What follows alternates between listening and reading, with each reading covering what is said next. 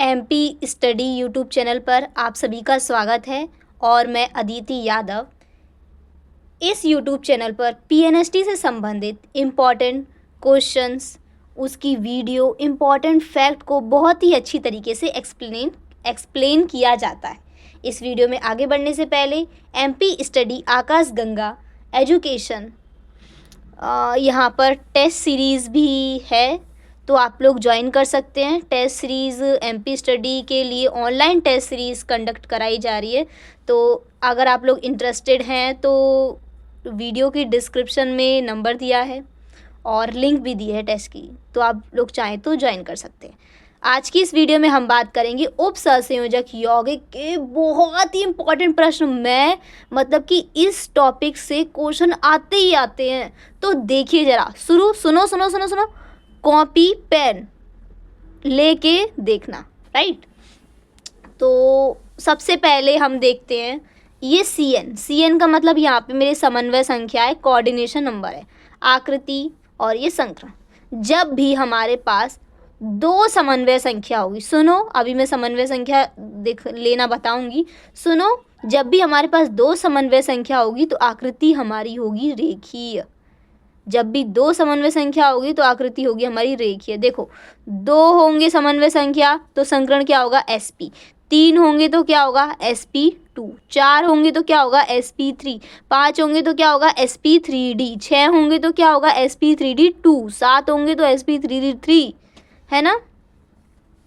तो ऐसे हम लोग देख सकते हैं। तो अब ये देखो, समन्वय संख्या जब दो होगी तो आकृति रेखीय होगी, संकरण sp होगा।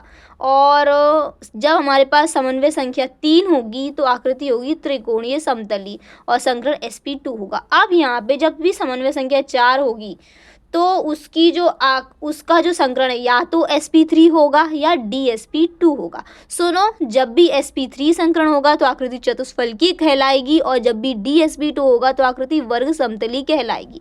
जब हमारे पास पांच समन्वय संख्या होती है तो आकृति चाहे dsp3 हो या dsp3 हो या चाहे sp3d हो तो आकृति एक ही कहलाई जाती है, त्रिकोणीय द्विपिरामिडीय। अब छः हो या फिर जब भी समन्वय संख्या छः हो और चाहे संकरण dsp3 आए या sp3d2 आए, दोनों बातें एक ही हैं तो आकृति अष्टफलकी कहलाएगी। अब उदासीन लिगैंड को देख लेते हैं। सुनो, जब भी हम लोगों को संकरण वाले क्वेश्चन कराए जाते हैं तो बच्चे बहुत कंफ्यूज होते हैं कि कौन प्रबल लिगैंड है, कौन दुर्बल लिगैंड है। तो मैं आपको एक ट्रिक से बता रही हूँ, ध्यान देना। कुछ नया लगे तो कॉपी पेन लेके नोट जरूर करना। उम्मीद है आप लोग कॉपी पेन लेके इंपॉर्टेंट चीज़ों को नोट भी करेंगे। तो सुनो, प्रबल लिगैंड कौन से होते हैं, तो प्रबल लिगैंड सुनो। अब ना प्रबल लिगैंड हमारे पास सिर्फ तीन है, मेनली तीन है, CN, CO और NH3। ये हमारे क्या है, प्रबल लिगैंड है। और मेन बात, ये CO जो है, जो एक उदासीन लिगैंड भी और प्रबलतम से भी प्रबलतम है, ये पड़ोसी के घर से भी इलेक्ट्रॉन खींच कर लाने की क्षमता रखता है। यानी कि जो CO है ये सर्वाधिक प्रबल लिगैंड है। तो सबसे पहले सर्वाधिक प्रबल लिगैंड कौन सा हमारे पास, CO है।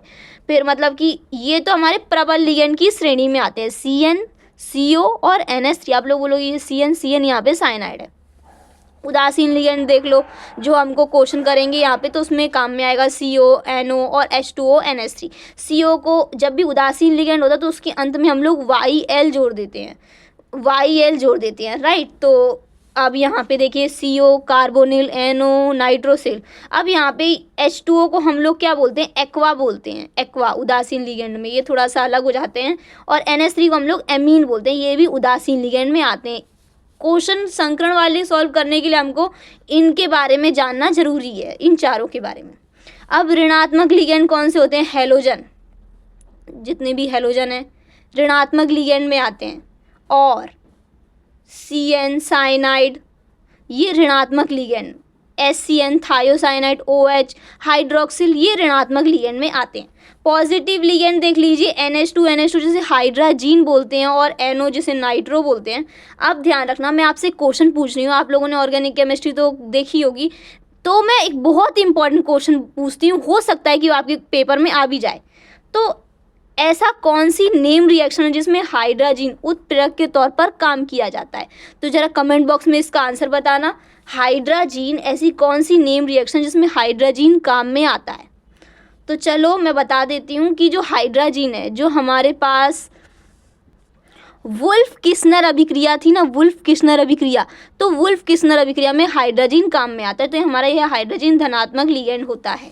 इसके लिए हम लोग ऋणात्मक लिगेंड के लिए हम लोग -1 लगाते हैं, और मतलब धनात्मक लिगेंड के लिए हम लोग क्या लगाएंगे बताओ जल्दी, +1 लगाएंगे। ये ध्यान रखना कि हाइड्रोजन हमारा वुल्फ किस्नर अभिकर्मक मतलब अभिकर्मक होता है, राइट, वो वुल्फ किस्नर में यूज़ होता है।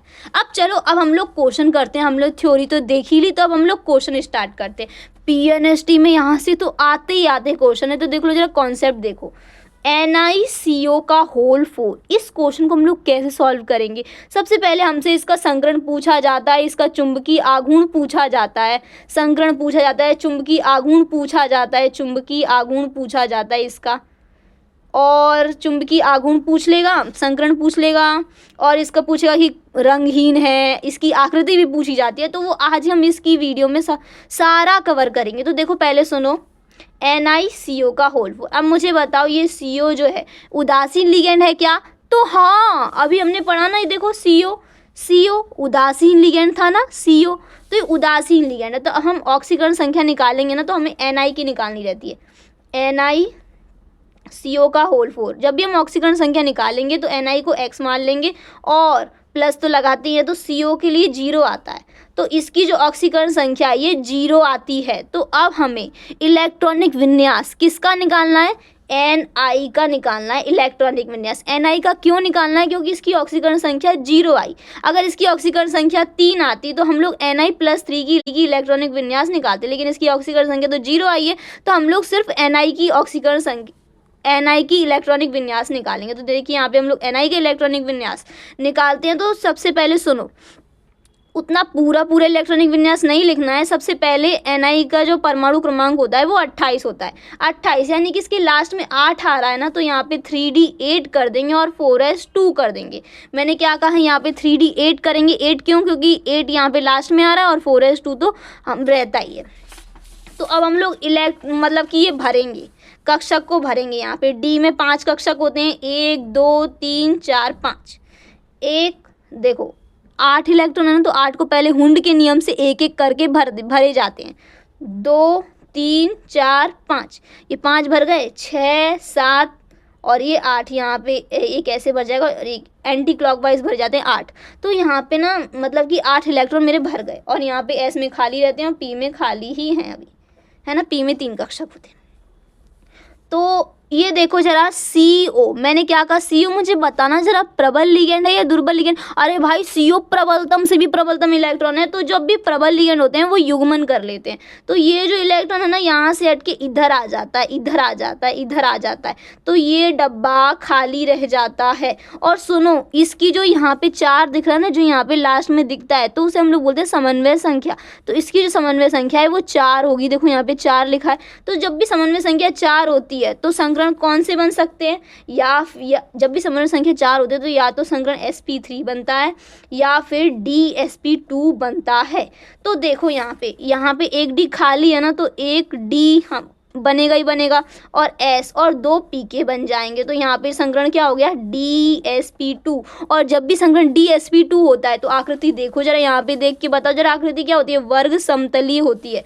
तो यहाँ पे आकृति जो होगी वर्ग समतलीय होगी। यहाँ पे लिखा भी है, देखो CO प्रबल लिगेंड है, प्रबल लिगेंड युग्मन करा देते हैं। तो देखो यहाँ पे प्रबल लिगेंड युग्मन करा दिया। आकृति sp3 है क्या? जरा बताओ देख के, आकृति sp3 है क्या?